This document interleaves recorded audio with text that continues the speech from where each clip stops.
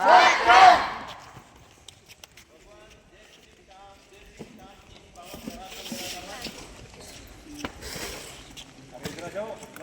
भोलेनाथ के पवित्र पावन सावन मास और इस पर सावन के महीने में हो रहे प्रकृति के अभिषेक में परमपिता परमेश्वर ईश्वर भगवान को मेरा प्रणाम।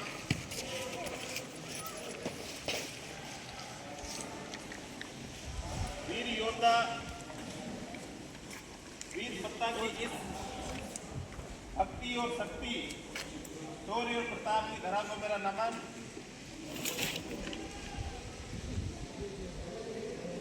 उठो जागे आगे बढ़ो और तब तक मत रुको कि अपने लक्ष्य को प्राप्त नहीं कर लो, चाहे दुनिया कुछ भी कहे। ऐसे ध्येय वाक्य बोलने वाले युग पुरुष युवाओं के प्रेरणा स्रोत स्वामी विवेकानंद के नाम से संचालित विवेकानंद मॉडल स्कूल के प्रधानाचार्य प्रिंसिपल सर, यहाँ आदर्श स्वरूप मॉडल स्वरूप शिक्षकों में भी सिलेक्टेड शिक्षक राष्ट्र निर्माताओं को मेरा प्रणाम। मेरे सामने बैठे देश के भावी कर्णधार छात्रा शक्ति, मातृशक्ति, छात्र शक्ति, राष्ट्र शक्ति को मेरा प्रणाम। आज आपके इस अमूल्य समय में प्रकृति को समर्पण के लिए,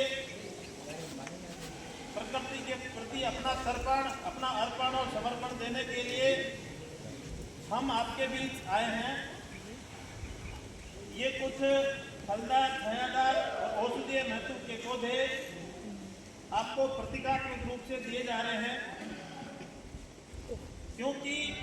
प्रकृति हमें देती है सब कुछ, हम भी इसे कुछ देना सीखें। ईश्वर ने ऐसा कोई पौधा नहीं बनाया इसमें औषधीय गुण नहीं हो,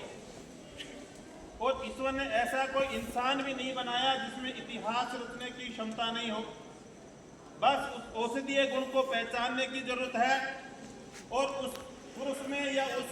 व्यक्ति में जो व्यक्तित्व के निखार या उसके शक्ति को पहचानने की जरूरत है, उसे निखारने की जरूरत है।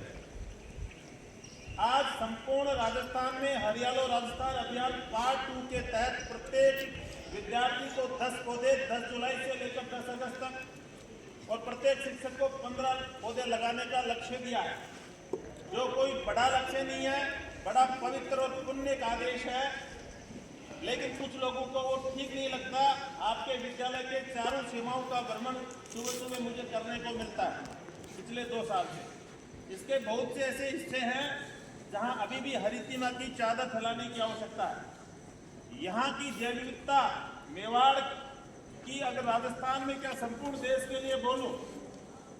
तो अगर कहीं प्रकृति और संस्कृति जीवित है तो मेवाड़ के उस क्षेत्र में है जहां वीर शिरोमणि प्रातः स्मरणीय स्वाभिमान के रक्षक महाराणा प्रताप और उसकी सेना ने वहां मूवमेंट किया।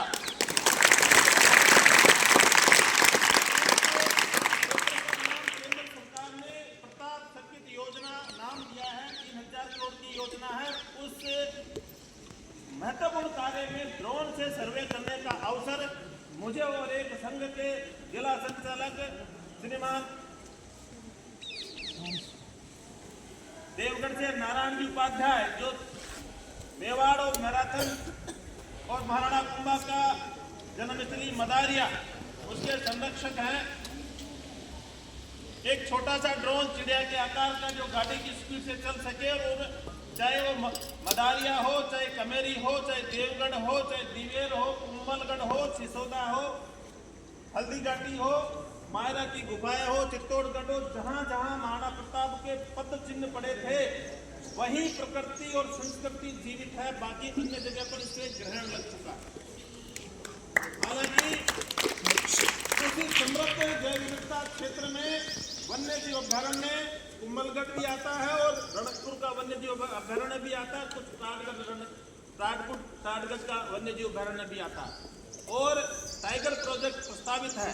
क्योंकि वहाँ बायोडाइवर्सिटी सघन है, जैव विविधता सघन है। शायद या साइंस के बच्चे होंगे, बायोडाइवर्सिटी यानी जहाँ जंतु जाति और वनस्पति जाति सर्वाधिक संख्या में होती है, वहाँ की बायोडाइवर्सिटी सबसे स्ट्रॉन्ग मानी जाती है, समृद्ध मानी जाती है, और वहाँ ऑक्सीजन का लेवल अन्य जगह की तुलना में अधिक होता है। इसलिए लोग वहाँ ट्रेकिंग के लिए, घूमने के लिए जाकर उसी बायोडायवर्सिटी में मेवाड़ का इतिहास छुपा हुआ है, जिस पर रिसर्च करने की इतनी आवश्यकता है कि भाड़ा कुंभा के द्वारा बनाए गए 32 किले,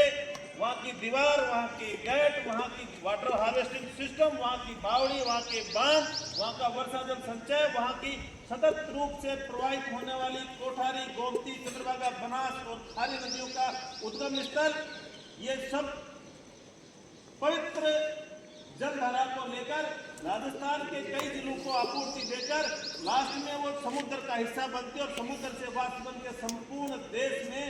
वो वर्षा जल छिड़कते हैं, जिससे हमारी प्रकृति जीवित है। ऐसी 5 नदियों पर यहाँ की खरपतवार जो है जूली फ्लोरा, जिसको विलायती बबूल कहते हैं, और यहाँ की जिसको गेंदी, पामड़ी या लैंटाना कैमरा का, जिसके मल्टी कलर के पुष्प